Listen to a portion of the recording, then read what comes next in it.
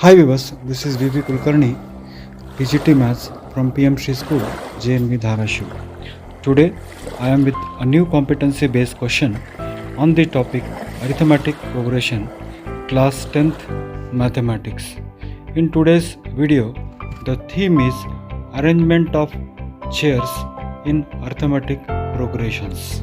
आपको इसमें क्या दिख रहा है? क्या दिख रहा है? व्हाट वे, कैसे चेयर? केवल चेयर दिख रही है, कुछ और पैटर्न में दिख रहे हैं आपको? चेयर कैसे रखा गया है? एक के ऊपर एक रखा गया है, उसमें भी क्या आ रहा है? कुछ फिक्स पैटर्न है। एपी देखो कहां से कहां जा सकता है एपी को लेकर। तो क्वेश्चन जो आपको दिया है वो इस प्रकार से है, a tent house owner provides furniture on tent, okay, he stacks chairs in his shop to save space. A tent house owner provides furniture on rent. He stacks chair in his shop to save space. Sorry, repeat हो गया शायद. In the diagram, the height of the seat of the chair from the ground is represented by h1, h2, h3, so on so forth. Height of the first seat is 44 from the ground level and gap between every seat is 10 centimeter. Now the question is what?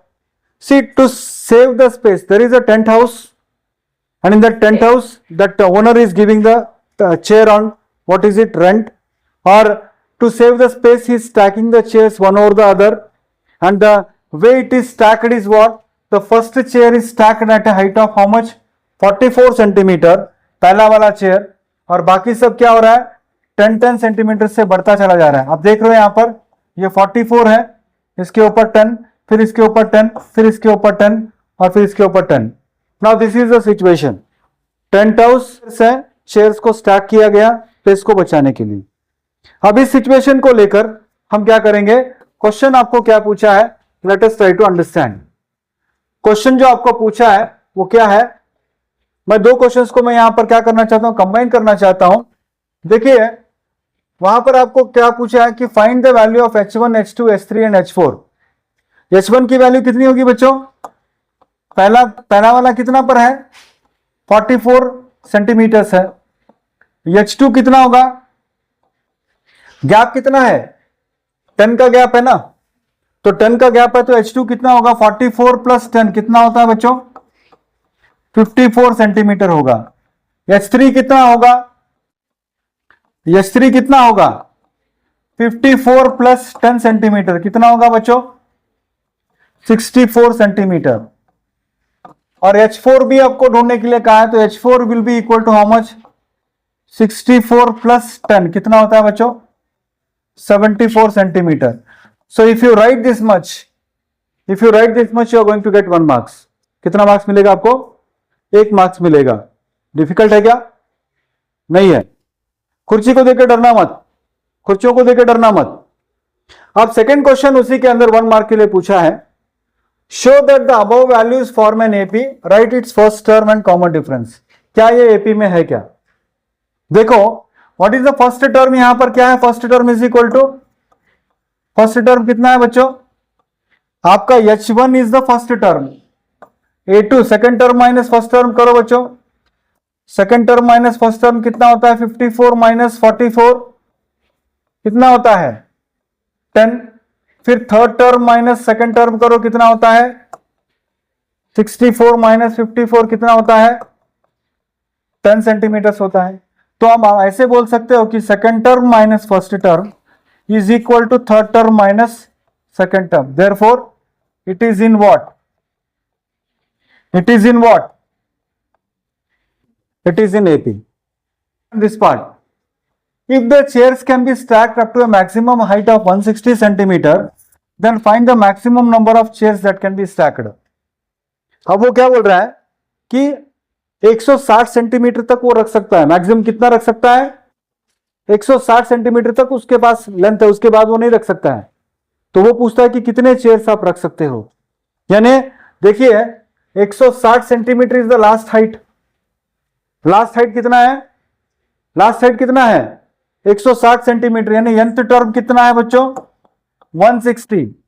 आपको first term पता है, first term कितना है आपके पास? कितना है?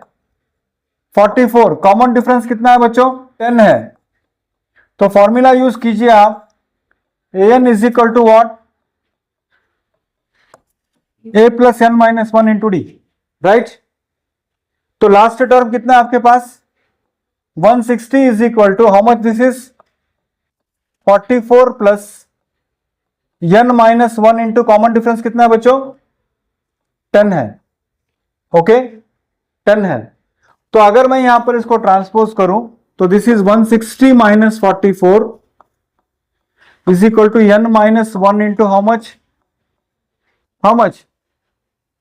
तो 160 minus 44 कितना होगा, minus 4 is 6, okay 5 minus 4 is 1 and this is 11, okay 116 और इंटू 10 होने की वजह से इसको मैं डिवाइडेड बाय 10 कर देता हूं, n माइनस 1 116 बाय 10 होगा। तो जैसे हमारा बोर्ड के बता रहा है कि 11.6 is equal to n minus 1, 6 plus 1 कितना होता है, ये n is equal to 12.6। What's your debate, sir height को 160 आप नहीं ले सकते हो। देखिए यहां पर आपको हाइट 160, वो आपको कितना पूछ रहा है कि कितना सीट चेयर्स आप बिठा सकते, मैक्सिमम नंबर ऑफ चेयर्स। तो कितने चेयर, 12.6 चेयर तो आप नहीं बिठाओगे, तो कितना चेयर्स बिठाओगे, एक चेयर को तोड़ के बिठाओगे, कितने बच्चे तोड़ के बिठाओगे, टेंट का पैसा आपको देना पड़ेगा, है ना रे। तो 12.6 चेयर नहीं बिठा सकते आप, और 12.6 बोले तो 13 भी नहीं बिठा सकते आप, क्योंकि 13 बिठाओगे तो 180 ऑलरेडी आपने ले लिया, मैक्सिमम आपने 180 ले लिया ऑलरेडी, तो एक चेयर कैसे बिठाओगे, कम बिठाओगे तो बैठ सकता है, ज्यादा तो आप नहीं बिठा सकते। तो इसीलिए आप क्या बोल सकते हो कि number of chairs in stack is how much, 12 not 13। बाकी जगह पे आप 13 बिठा सकते थे, मगर मैक्सिमम कितना बिठाओगे, 12 बिठा सकते हो, 12.6 नहीं बैठ सकता, क्योंकि आप चेयर को तोड़ के नहीं बिठा सकते, एक चेयर का बैक साइड अलग और फ्रंट साइड अलग नहीं बिठा सकते। Do you understand? So what should be your answer, 12 should be your answer, maximum chairs are 12। Note करना है क्या इसको आपको? कितने बच्चों का आंसर आ गया? Maximum chairs how much, 12, don't go for more than that. It possible to stack 15 chairs if maximum height stack cannot be more than 180 centimeter? Justify your answer. क्या 15 चेयर्स में रख सकता हूं? अगर मैक्सिमम हाइट 160 सेंटीमीटर तक है तो क्या मैं 15 चेयर्स रख सकता हूं? यानी मैक्सिमम हाइट कितना दिया आपको, 180 दिया, यानी व्हाट इज दैट, टर्म ये नहीं है। यहां पर आपको फर्स्ट टर्म कितना दिया था बच्चों, फर्स्ट टर्म आपके पास कितना है, 44 है, याद है ना, पहला हाइट h1, दूसरा कॉमन डिफरेंस आपको कितना दिया है, 10 दिया है, चेयर्स कितना दिया है, चेयर्स कितना दिया है, 15। इसको आप an कह सकते हो, मगर an नहीं है क्या, an ये 180 आता है क्या, मतलब अगर मैक्सिमम हाइट मैंने 180 दे दिया तो क्या 15 चेयर बैठेंगे वहां पर? तो हम क्या करेंगे यहां पर, an is equal to what, a plus n minus one into what, d। तो what is the first term here, 44 plus 15 minus one into how much, 10। तो ये कितना होगा भाई, 4 प्लस 15 माइनस 1 कितना होता है, 14 इंटू हाउ मच, तो ये a15 होगा बच्चों 44 plus 140 and that is equal to how much, कितना होगा, 184 सेंटीमीटर। हमारे पास कितना अवेलेबल है, हम कितना हाइट कितना अवेलेबल है, 180, और 15 चेयर रखने के लिए स्पेस कितना चाहिए, तो क्या हम 15 चेयर रख सकते हैं? आपको ये नहीं पूछा what is the value of A15, आपको क्या पूछा है, can we have 15 chairs in 184 centimetre? No.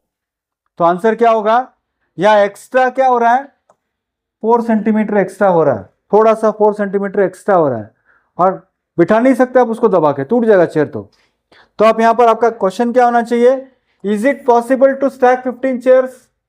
आप क्या बोलोगे, no, no it is not possible to stack 15 chairs if the maximum height 180 centimetre, that's all. अगर वो सेंटेंस आप नहीं लिखोगे नो, तो हो सकता है कि आपका मार्क्स वहां कट हो सकता है। No, 15 chairs can not be stacked. कितना तो मिनिमम आपसे एक्सपेक्टेशंस है, कैन नॉट बी स्टैक्ड। तो बच्चों देखिए, हमने शुरुआत कहां से की? चेयर से की। तो चेयर्स देखने के बाद बच्चों को लगता है बाप रे क्या क्वेश्चन पूछा होगा, मगर देखिए क्या क्या तर्क हमने लगाया। पहले तो चेयर एक के ऊपर एक रखने के बाद फर्स्ट टर्म क्या है, कॉमन डिफरेंस क्या है, क्या 160 सेंटीमीटर में 12 चेयर, कितना चेयर बैठ सकते हैं, कितना बैठ सकते हैं मैक्सिमम। उसके बाद 180 सेंटीमीटर अगर मैं आपको दे दूं तो कितना, क्या 15 चेयर बैठ सकते हैं? नहीं बैठ सकता है। ये गलती, या तो फिर ये गलती मत करना कि n = 180 मत ले लो, क्योंकि आपको फाइंड आउट नहीं करना है वो। मेरे पास इतना है,